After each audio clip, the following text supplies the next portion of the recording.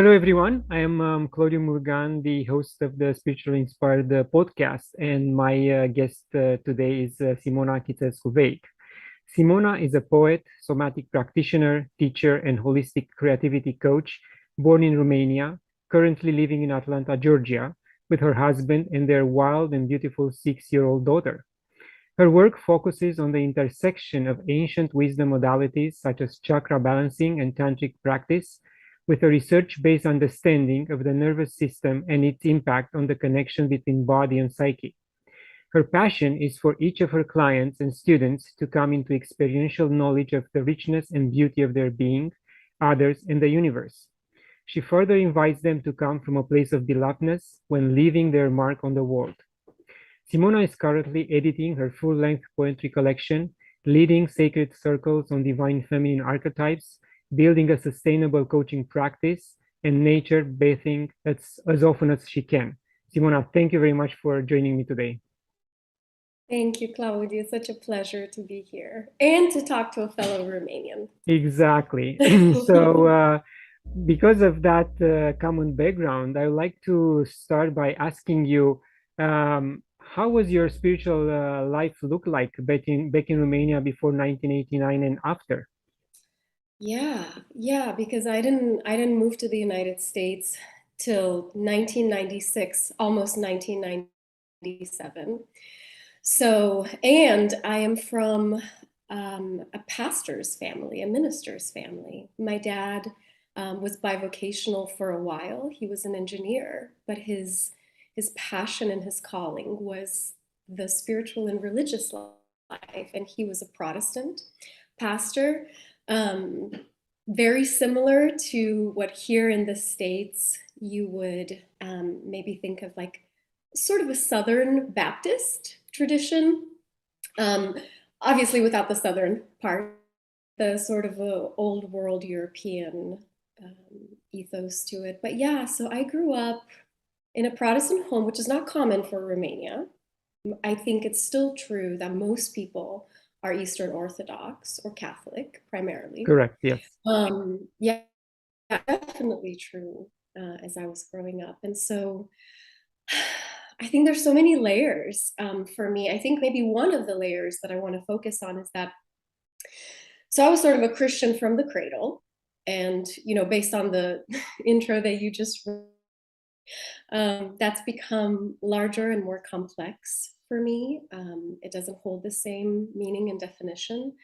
But I think one of the things that was really, really important and sort of shaped my early spirituality was communism and the fact that religious expression was not really allowed, that there were times where my father specifically as a religious and spiritual leader in our community experienced persecution, where our family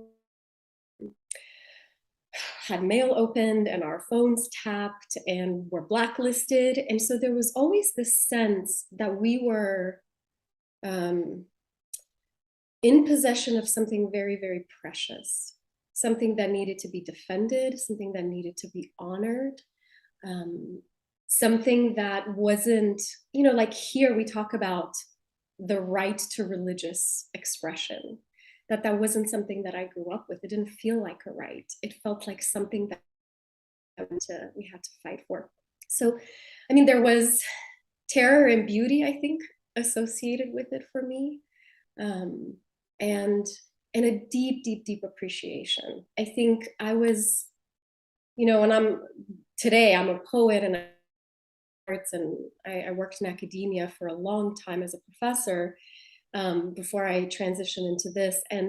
But so as a child, the institutional aspect of religious expression didn't work for me because of just my sort of like natural to the world, I was very energetic as a child. I loved language.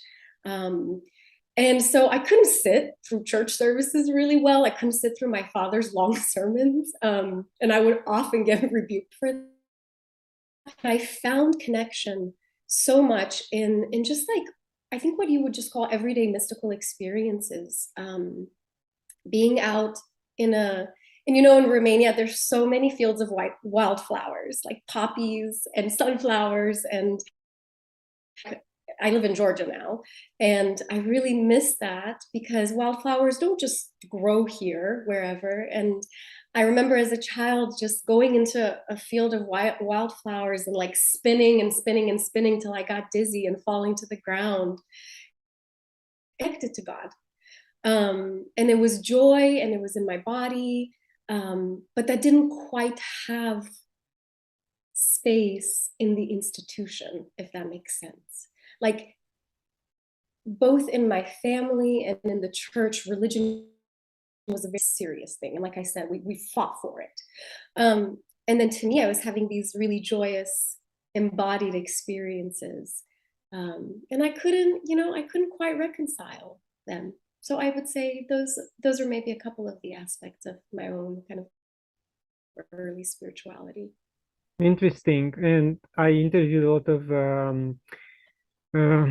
people who had religion in their family. I mean, their parents, like yours, father and mother, were part of the church. They are even ministers, and in fact, the parents try to impose a very strict education, religious education, onto these individuals, and they grew up with scars. They just couldn't adapt. They couldn't understand the message. They couldn't understand why the God will punish them. Why there are so many rules, in fact. And as children, we want, as you said, we want to be free, we want to be wild and understand God and divinity in a different way. So based on what you are saying, you were not raised with such strictness. You didn't have any scars, if I can say so. And am I correct that you were in a way free to choose your path? Yeah, no, I wouldn't say that. I think I was having those experiences as a child on my own. I had a lot of, because, you know, living here in the United States, like my daughter, who's 6 years old, you just read about her in the introduction, she doesn't go anywhere by herself, right? She's not just going to wander wherever. But I grew up in communist Romania where we could, as kids, jump on a bus, jump on a tram, go see our grandparents, go see our cousins across town. I could go and wander the fields, maybe right outside of the city. And I feel like I had a lot of space to explore and to play. That was just to me culturally inherent. And so my spirituality, my relationship with the divine developed, I think, just because I had space and to wonder, like WANDR, wonder, but maybe both Yes. forms of wonder. And But in my family, no. So I definitely grew up with very strict rules. I grew up with a very conservative teaching around original sin, around needing to be saved, around being broken. And it was confusing because, you know, I would hear the Genesis passage that was like, human beings are created in the image of God, male and female, created in the image of God. And that somehow didn't seem to translate with the immediate next teaching, which was, you are fundamentally broken. And no, I think part of the reason I would not say that I am in the, you know, in what that would have meant to me in my early years, and definitely not a conservative Christian. I struggle with labels to begin with, because I think they can be really reductionistic. But is because to grow up with the fear of hell, and I did, and to grow up with the sense of being fundamentally broken and needing something from outside of me to save me, right? And that was Christ, but really what it was, the way it played out was through good behavior, through going to church, through upholding a very strict moral code, right? And so, no, it's part of why I'm in the with you. I have done a lot of work to to release those things that now I experientially know them not to be true. I experientially know that we are not fundamentally broken, that the truest and the deepest thing about us is, if you will, this imago Dei, this divine essence that manifests in the core of our being, and we are one with all the time. Whether we know it or not, with necessarily our consciousness around it, is just something that is. But yeah, no, I wouldn't say I grew up free of scars. I would say those scars are still there, and sometimes they come up. I'm sorry to hear that you didn't escape the structure, the dogma, and indeed, this is something which I couldn't come to terms to, Yeah. not early on, because I wasn't part of a such structure or family. It was very, very fluid and no restrictions. But later on, when I was able to, think for myself and read and understand the world around me, I just it didn't make sense that the church won't change with the times, and they won't accept the new historical archaeological discoveries based on what happened, let's say, 2,000, 3,000 years ago. And I think the Yeah. church is still afraid to face the truth, because what they ingrain into the churchgoers is so deep. It will be this type of revelation will be earth-shaking. It will pretty much break them now in the physical and mental sense, Yeah. than more than they are right now. So I think they are just trying to keep going with the cover up rather than facing the truth. Yeah. I think that's true of so many institutions that are in power and that have been in power. Because I think, too, if we look at church history, um, the moment that church and empire joined, right, with Constantine, the entire Roman Empire as Christian, the moment that happened, and the moment that, right, this thing that used to be like a subversive grassroots following of speaker and preacher and healer, became all of a sudden the religion of one of the largest empires to have ever existed in our history. I think it became about something different. It became about upholding power and upholding control and upholding hierarchy.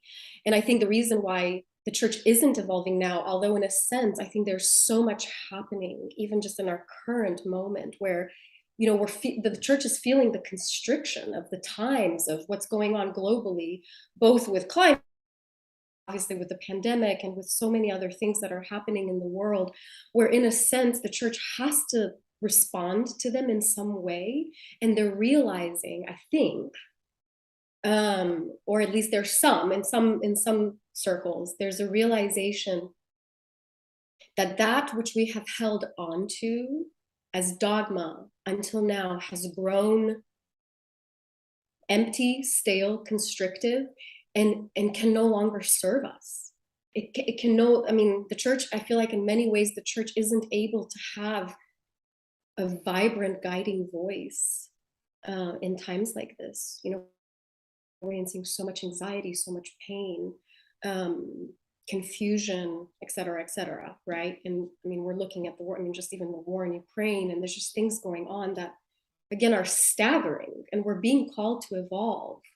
But I think to give up dogma, and I saw this in my own evolution. It's like the dogma made me feel safe. In some sense, it was terrible, and it made my soul shrink. All of it. There's so much beauty too, right? And tradition and liturgy. And so I don't throw it all out by any means. But there is a safety in the certainty of dogma. And where there is safety, there's a sense of power. And so I think a lot of what we're seeing is power. Yeah. Yes, and the more I read, I can see the distinction between the Orthodox Church and the Catholic Church. Yes, they based their structure on the same teachings and the same principle and the same dogma pretty much. But I think the Orthodox Church stuck to its pretty much guns, let's say, in terms of what they are teaching from the Bible and from Yeshua. They didn't committed so many atrocities. They didn't try to invade other lands in the name of Jesus and God. It was just the Catholic Church, and this differentiation I think is very important because it's even in Romania there are a lot of priests which kept the old customs, the old traditions, and they do fast and they do offer the support, the spiritual support which is needed. Yes, they still have their own rules and they cannot, go openly about what they think. But still, I think it's a much pure and altered way of living than the Catholic Church, which was earth shaken by so many conflicts and scandals and um, reputation and Yeah. trustworthiness and all kinds of conflicts. Yeah, that's so interesting because I think that's true. I think the Orthodox Church in many ways we certainly don't see it in the news as much, and we're not hearing as many things about it. I mean, we thought about it from that perspective, so I'm holding what you're saying. I think too with the Catholic Church, I think with Vatican II, and with some of the things that we're also recently seeing from the Pope, and I feel like the Catholic Church is beginning to go through a little bit of those birthing pains of evolution. And absolutely, like atrocities, they have to be named, and we have to be able to speak the truth institutionally how problematic things have gotten. And I think it's true of the Protestant church too. I think at the end of the day, most religious institutions bear a guilt. Um, but I think what I'm appreciating is these tremors of there's movement, there's evolution, and I think you see it particularly in maybe what we would call like more contemporary mystic circles, right, where there's a movement away from this kind of absolutist upholding of rules um, and maybe rituals and traditions at the expense of the human spirit, and a sort of oneself into capital R reality and saying we don't know at the end of the day the first thing about God. Like we have these various revelations throughout time that we can look to, but if we believe that God is dynamic, then we have to be able to be okay with we don't know much, and that I think what is available to us is ultimately going to be experiential. And again, like I said, I don't throw tradition out. I went through a season where I was like, I don't want to have anything to do with any of that. I couldn't bear it. But now I can, there's a season where you can come, okay, what are the threads here that are still luminous and are pulsating with life? And so I think we are seeing some of that. I have a very cautious hope for the church, but yeah, I think I will. I'm more curious to look at why has the Eastern Orthodox Church maybe not has not been quite so scandalous. Yeah, I think it's an interesting question. yes, and what bothers me, to be honest with you, is that the church doesn't try to increase our consciousness, our awareness to the world surrounding us, to Yeah. make us be more kinder to ourselves first. Because, you mentioned that broken type of concept that we are broken.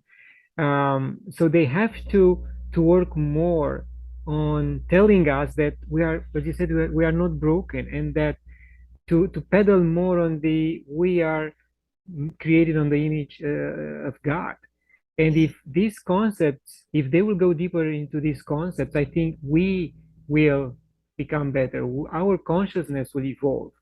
And but again, if our consciousness will evolve, we might Mhm. admit that we don't need an intermediary between us and God. And that will take the church out of the equation, which this is not something they would like to see happening. Yeah. Yeah, no, I mean, again, like I'm thinking about how the concept of original sin doesn't even exist. For example, in the Hebrew language, sin doesn't even exist in Aramaic. So I'm just thinking about like what even the language that Jesus would have spoken, which would have been Aramaic. And then the of course the translations, because our New Testament is in Greek, right? Is the original language. And so you're taking this um, Eastern, primarily only a spoken language, so not a written, translating it into this Western, ancient linguistic system. So one that operates on these binaries, right? Because we know that our entire like Western system of thinking is about duality, and it's how we, right? It's how we understand the world binary. And that's not true of the East. That's not true of Eastern languages. That's not true of Eastern philosophy that has a much more integrated and holistic view. So that's a whole nother, I'm really interested in that. And I did some of that. I studied some of that in my master's degree, because I'm really interested in the way we construct meaning outside of a philosophical system that's predicated on binaries. But all that to say is, I think that the concept of original sin was emergent around the same time that church and empire joined. It makes sense to me because in order to control people, you have to tell them that they're bad and deficient. If people believe that they are inherently good, that they are whole, and that what they need is already within them, right? You don't have to go out to some person, like you were saying, you don't need an intermediary between you and God.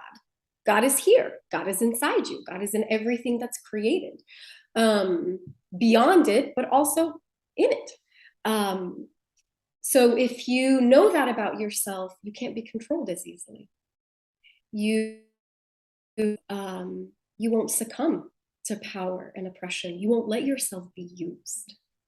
But I feel like every system, and the church too became this type of system, um, built on hierarchy.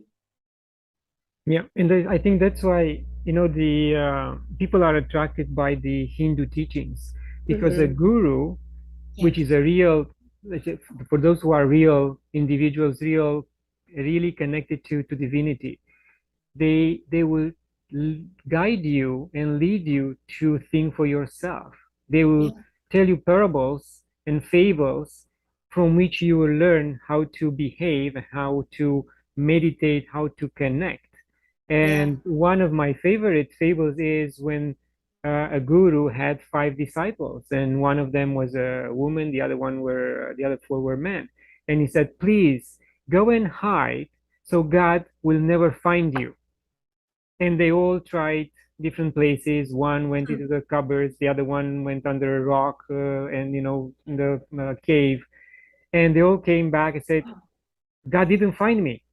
And then the disciple, the woman disciple, came back and said, Guruji, I couldn't find a place where God won't find me because God is everywhere. I tried hard, but no, God is everywhere.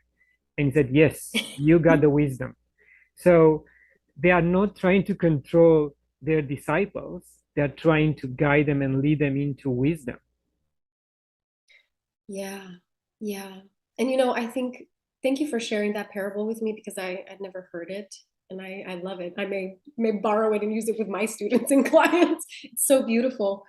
Um, yeah, I think even as you're saying this, I feel such a deep resonance, because for so long in my own, like in my early spiritual journey, and I do want to say, because I want to continue to hold complexity and to hold the both and in even in this moment, where we're looking at these large and systems, and they're in many ways broken and faulty and have done terrible things.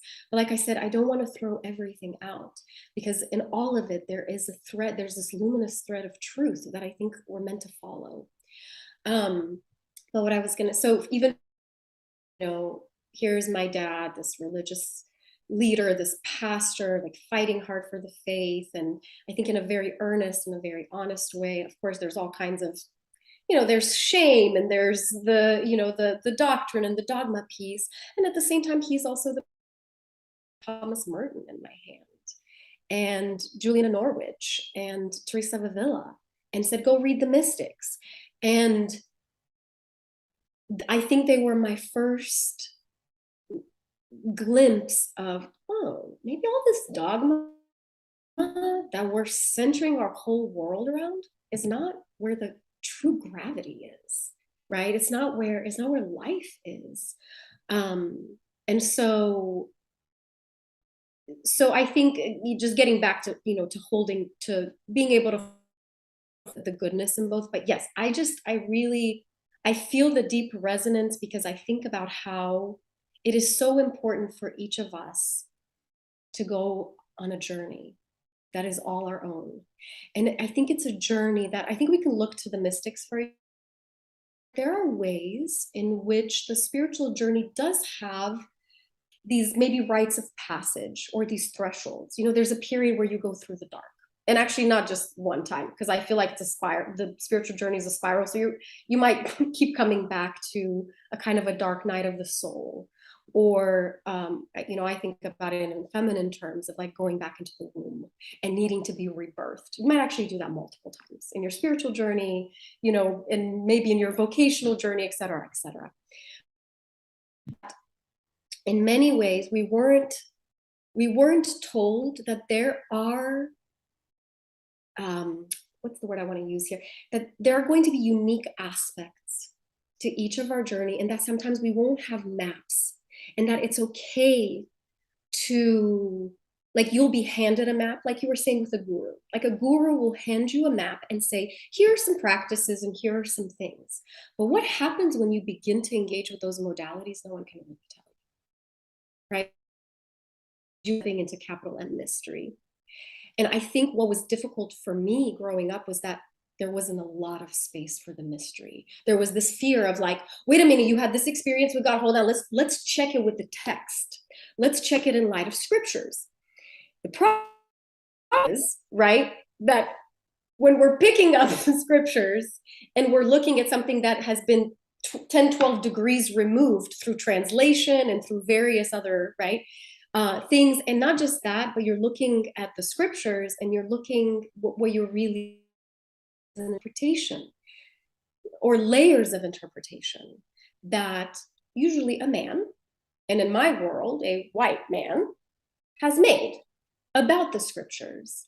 And there wasn't permission to experiences that were off the approved map, if that makes sense. And so, yeah, I think we're seeing that.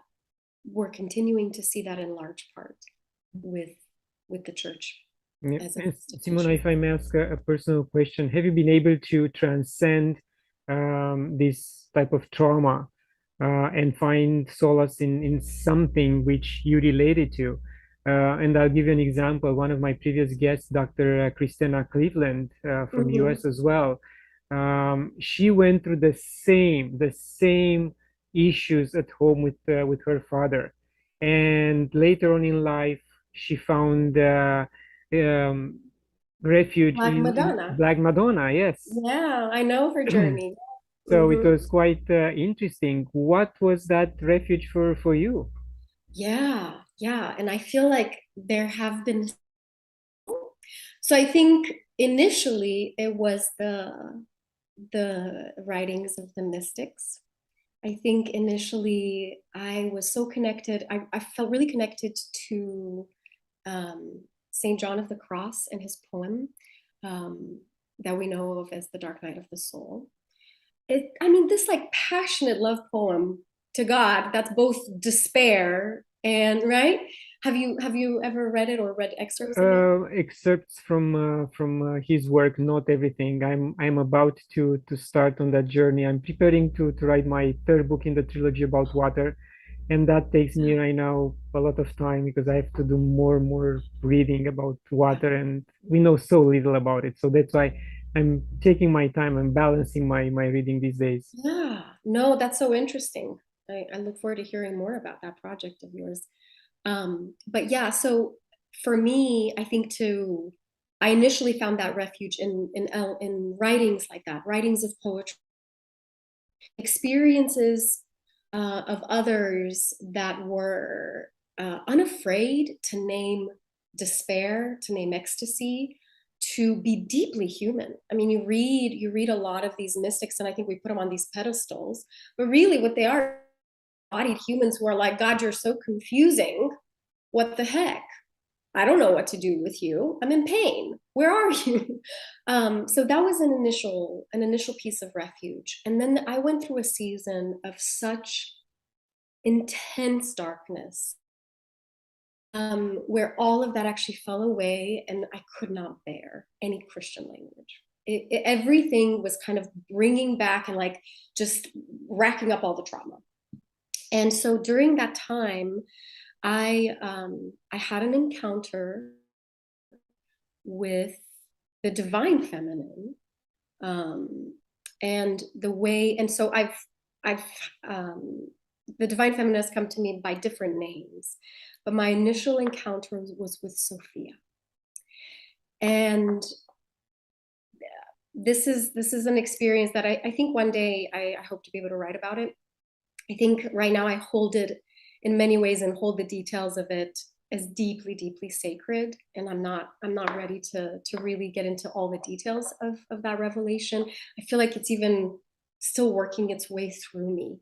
But I will say that in my encounter with Sophia as this feminine face of God, as this, in a way, like the feminine Christ, the embodiment of wisdom, the embodiment of glory. So with Sophia came this like notion of the Shekinah, which comes out of the Judeo, right, tradition, this energetic, ecstatic presence. So that was, and that actually really led me on a journey of healing my relationship to my body, because I think one of the other things that, at least specifically Protestant Christianity did, and I think it's true for many people, and actually it's true for people here in the West, whether you're religious or not, which is this sort of artificial division between body and spirit, or body and soul. And sometimes a kind of a privileging of, here's the spirit, here's the soul, and that's better somehow. And here's this body, and this body is sort of, it's limited and it's got issues and it breaks down. And I think what we're learning now here in the West, that of course has been true, well, it's been true so much more present in Eastern religion, is that the body is an incredible intelligence, and it's a vessel of union with God. It's the immanence of God, inside this flesh and inside our nervous system, our, right, these energetic centers, the chakras. And so part of the wisdom that Sophia brought to me experientially in these encounters was an invitation to reconnect with my body. And since then, and it's been a few years now, I've just fallen in love with her. And she has been my place of refuge and rest. And through her, I've had other encounters with like, for example, who's been a very, very important figure of the divine feminine archetype, if you will, that whose energy is alive and present and here. So yeah, those have been refuge for me in the feminine and in the return to the body. Thank you for sharing that with us. And as you mentioned that the body has so much intelligence, that's another reason to take care of it, to have proper food, proper thinking, proper water, which goes into Yeah. our bodies. So we have not to treat it lightly, but with deep respect, because as you said, this is the Yes. vessel we connect through to God, to divinity. So for those who are listening, please take care of your bodies. Yeah, thank you for saying that. I think that is one of the things that I feel maybe most passionately about is to help others reconnect to their bodies, reconnect to their deep knowing. Because when you're disconnected from your body, it is really hard to access the fullness of truth that lives within you.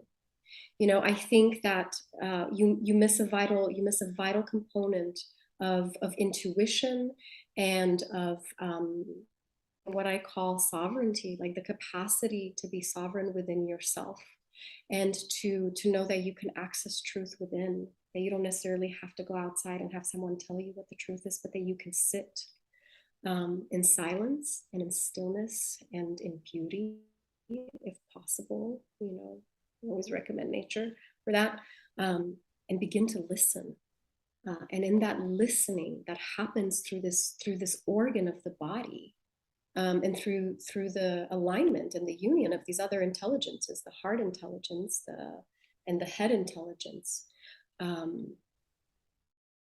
Yeah, we can connect to our deepest self, but we can also connect to the divine, which is amazing because there's a place where they're indistinguishable, our deepest self, and then also like realize, and I think that's the other piece, realize how interconnected we are with others, with the earth, with all of creation, how interdependent we are.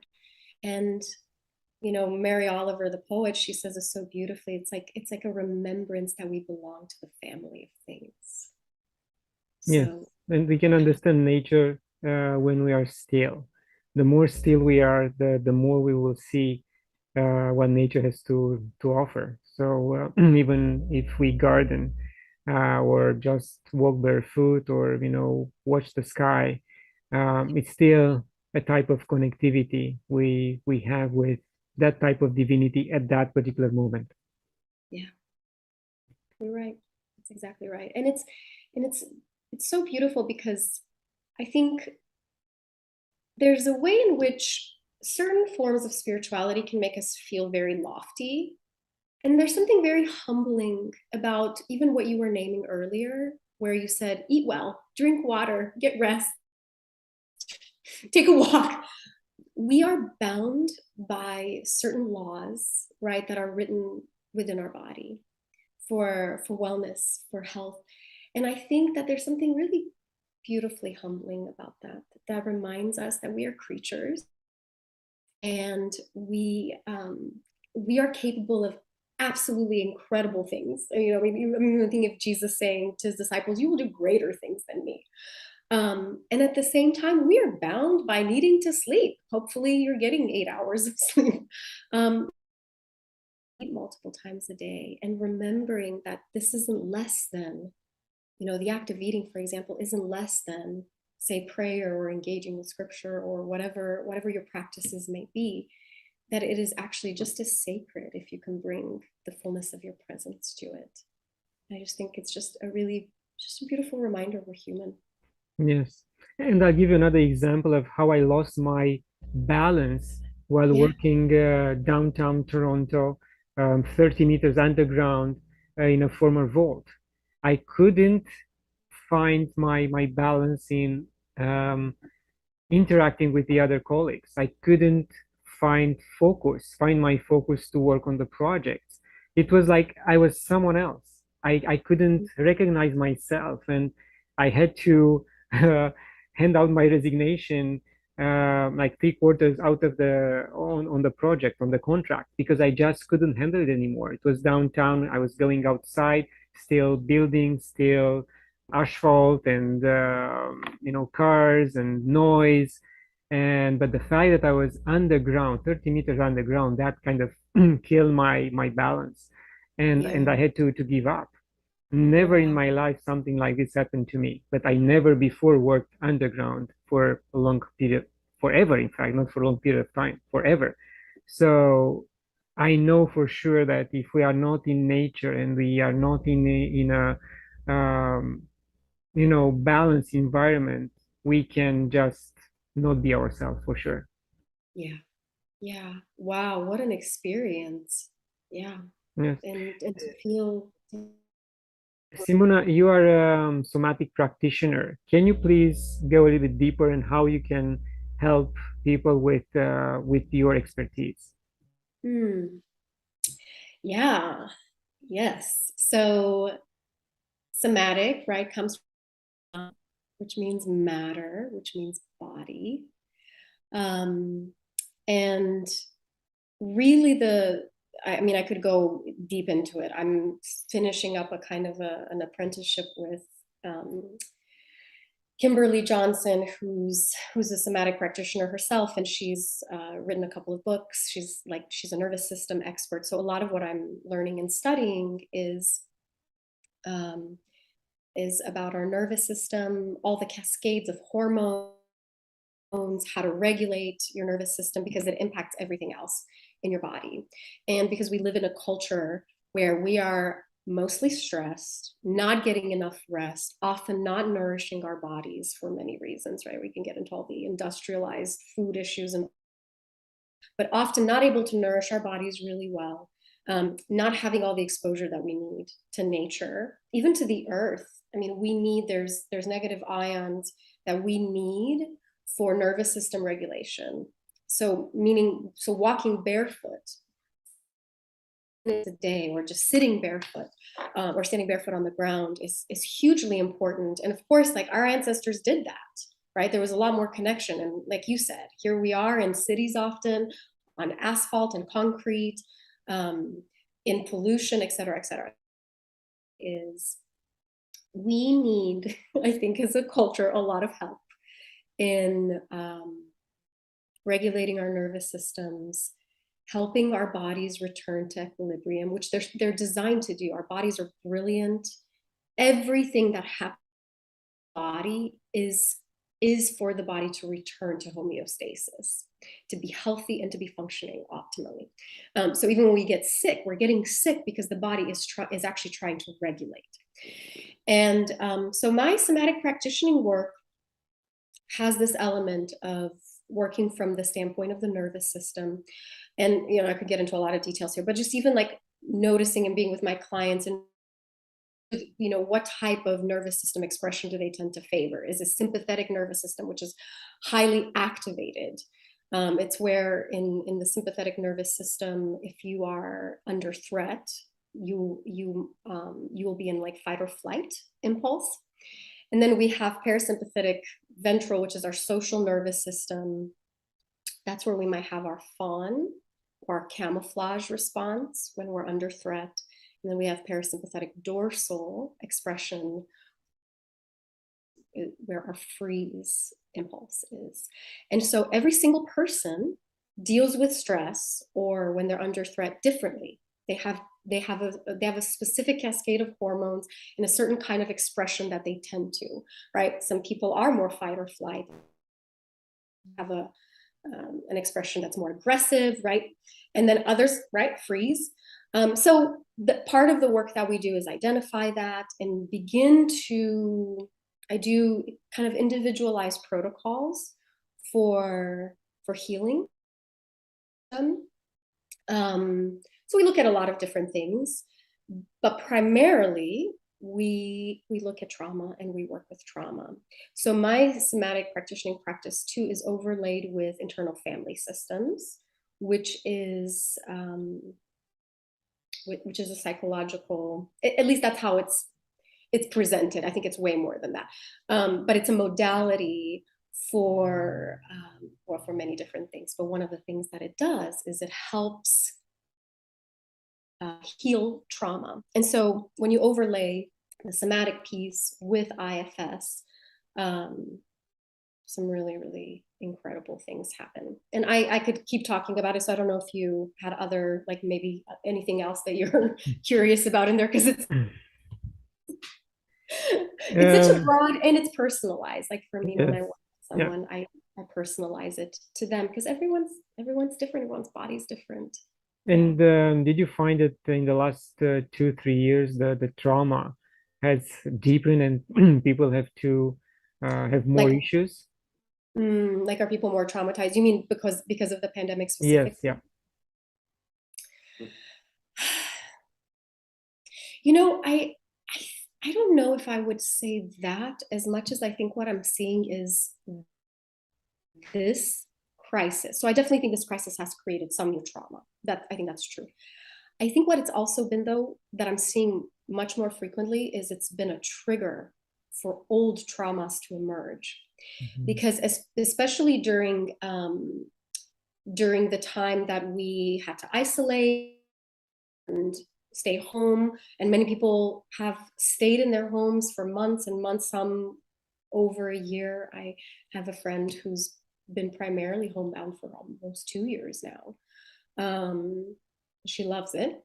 So for some, it hasn't been but I think that particular crucible of all of a sudden not being able to go out, do things, kind of follow your sort of routine and trajectory of life has created almost like a container for things to emerge. And I know of marriages that have ended because of the pandemic, and the husband and wife are at home 24/7 and finally engaging their issues. Um, and so I think what I see um, is a lot more of an emergence of old trauma that this particular situation has triggered. Then, and I think, like I said, yeah, trauma too. But I think, you know, one of the things that I've studied, and it makes a lot of sense to me, and I feel like I see it experientially. I've seen it with myself. I see it with my clients. Is that we also bear trauma in our bodies. So we have ancestral trauma, and with everything that we're discovering through the field of epigenetics, we're seeing that we can pass trauma on to our children, right? And trauma has been passed on to us. Anything that's unresolved, because trauma is stuck in the body, in different places in the body. It's neural pathways that get connected in particular ways in the brain and run a loop. Yeah, it can be genetically passed down. And so I think that what we're seeing a lot with this is also kind of an ancestral remembrance of other crises that we've been through. Yes, Yeah. it's interesting that you mentioned ancestral trauma because a friend of mine recently asked me to write something about GMO and how GMO affects our lives and affects communities. And I mentioned about ancestral trauma, which we don't know how to address anymore. Even in the indigenous communities, some of them have forgotten the wisdom of their ancestors in order Yes. to heal this trauma. And it's being passed again from generation to generation, and is being accentuated by new events, world events, or things which are coming from the outside their community, and is getting deeper and deeper into their DNA, if I say so. So yeah, it's interesting that you mentioned that. Um, and again, I think we are slowly losing this indigenous wisdom. Some people might contradict me and say, no, we are still having it. Yes, but not at the level which we had access to before. And if we don't take, action to preserve it, I Yeah. think in 2 or 3 generations that will be completely lost. Yeah, I mean, I think I'm holding hope that that will not be the case. But I think between just the effects of colonization worldwide and the enforced assimilation to the dominant culture, into the dominant religion, um, into whiteness, if you will, into like a white overculture. Um, I think that probably a lot has been lost. And I think we're seeing that because I think we are seeing indigenous communities too who are experiencing profound trauma. Um, and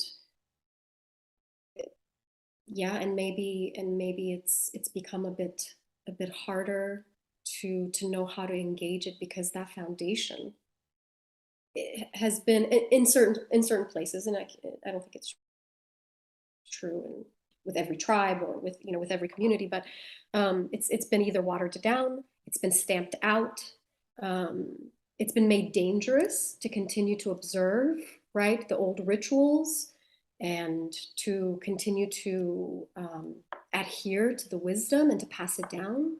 And so, yeah, I think you're right, and I hope that as we evolve as a race, as the human race, that we begin to, well, not begin, because I think we're seeing some resurgence of respect and attention to indigenous wisdom and indigenous rituals. And again, I think that's complicated too, because we don't want to also just co-opt things because they sound good from an indigenous culture, right? And I think we're seeing some of that in our, and you're in Canada, but here in the United States, um, is this co-opting that happens, and this kind of assimilation of like, oh yeah, you do this thing, that's cool, oh, I'm going to do that too. But there isn't the respect or the research or the permission or the learning at the feet of an elder. You do know what I mean? So I think even with that, it gets complicated. We need that wisdom. We need those rituals. I think indigenous spirituality, again, brings us back. It brings us back to the earth, to our bodies, to our interconnection, and to the divine present everywhere and in everything, which is so deeply healing. It's what we need. But yeah, I think we're in a precarious place, sadly. Yeah. Thank you for sharing that. Yeah, Simona, in the introduction, I mentioned you working on your poetry collection, and that will touch yeah. on the divine feminine archetypes. Which archetypes were you drawn to? Well, I think um, so. One is I sort of stumbled the healing arts in a way. I feel like it's been a kind of a stumbling, because I have a PhD in poetry, and I was a professor, and I thought I was going to be an academic for the rest of my life. And academia, I love it, and it's another institution that is incredibly ways and needs a major overhaul. And I don't know, maybe so I feel like I even need to say that, because I so honor so much about academia, and even my own work is really informed by it. um, and at the same time, yeah, I've needed to step away and pursue this, and then I think there's a place where they're all going to intertwine, at least I hope. But I think Mary Magdalene is is the one that is continuous and appearing in my poetry. And I think Mary Magdalene has all but been erased from church history and tradition. You know, she's been painted in ways to kind of her character, and she's primarily named as a prostitute, right? Yep. It's kind of how the church talks about her. But she to me, and I don't think it's just to me, but it's how my own experience and of her has been, is she is the one that unites all the binaries, including this incredibly toxic binary of the Madonna and the Whore. And she is the one that is the embodiment of sacred, of the sacred and the human, of sexuality, and specifically to a feminine sexuality, which I think, again, in the West, it's yeah, I mean, that's a whole, could be a whole nother conversation, you know, what the West has done, one, to women, and like, and in general, and expressions of sexuality and all of that. But Mary Magdalene would be one, and of course Sophia. Of course Sophia. Sophia is, I say this, she's the love of my life. Mhm. So they show up a lot, but I'm also really interested in Kali. Kali has been someone, the way that she holds destruction and creation, and the maternal instinct as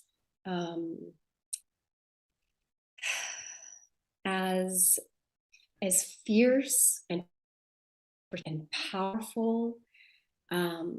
The way in which she calls us to a kind of a purity, and I don't mean purity in the old dogmatic sense, but a purity in the sense of a oneness, a sense of oneness and of justice, and of clarity, of purpose. I just love her. I love Kali. So those are a few. I could name more. Yes, Yeah. I mean, my perception about Mary Magdalene changed when I read books by Tom Kenyon and Lars Moll from Denmark. And Lars translated most of his work directly from Aramaic. He learned Aramaic since he was 19 years old. And then he went through amazing transformational process, studying with becoming an apprentice to a seer in France, and became a seer himself. And he's an amazing individual. And he, again, these two authors and mystics open up my eyes to who really Mary Magdalene is. And then I talk about the idea openly on my podcast, because the moment you feel that something is right, especially for me, I don't hold back. I don't care what other people think. I really don't hold back, and I don't care what they think. So I promoted that idea, and I think the church, if I'm not mistaken, the Vatican, openly but quietly admitted that Mary Magdalene was not a prostitute but a priestess and an equal of Yeshua. But again, very quietly, no publicity, in order for the masses to find out that the teachings now are different, and they're not the same. So and it's like the church has been really quiet about the Nag Hammadi Gospels too. exactly. And right, and they were lost for so long and buried, and I'm like, oh, no wonder, because they hold a revelation, I think, has been probably systematically withheld from us by patriarchy, honestly. Yes. I think they are not pleased with the fact that they couldn't get their hands on those scrolls before anyone else. Yeah. So they can hide them in the Vatican's library. Yeah. Now we have access to them, which is wonderful, but think about how many people don't read them because they're Yeah. scared to read them. They're told not to read them. They're not inspired. Yeah. Yeah. We are approaching the end of the interview. Any final thoughts?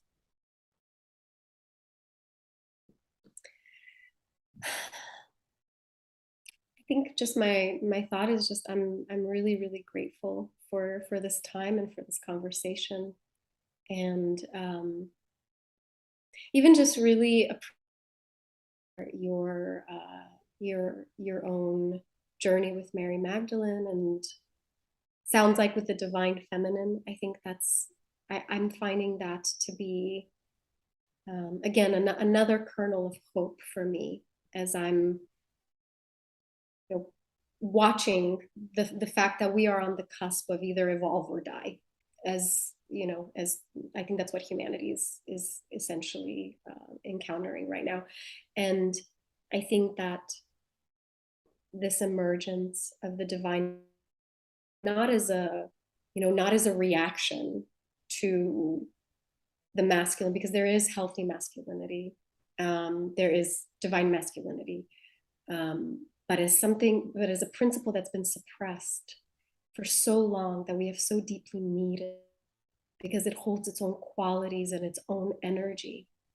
And I don't just need it because my primary expression is as a woman, and I need to be able to recognize myself in God. But I think both people who are male or female or non-binary, it doesn't matter at the end, even like your gender expression and sexuality and all of that. I think the masculine and the feminine principle lives inside of us.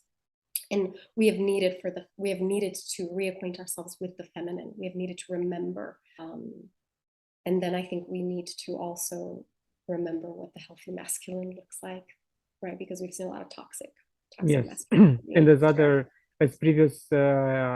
some of my previous guests said, we have to find a balance between the masculine and feminine, because they both reside within us, either we like it or not. So that's right. Yeah, and Jung said that too, with the anima and the animus. We have those energies within us. Yeah, and for the third thing to emerge, you need the two forces, and you need the union. So Simona, thank you very much. Magdalene. Thank you very much for your time today. It's been a pleasure. Thank you so much, Claudio. It's been such a joy to be with you. Thank you. And for my subscribers and viewers, thank you for watching. Share it, like it. Get a free copy of my book when you visit my website. And until next time, love and gratitude.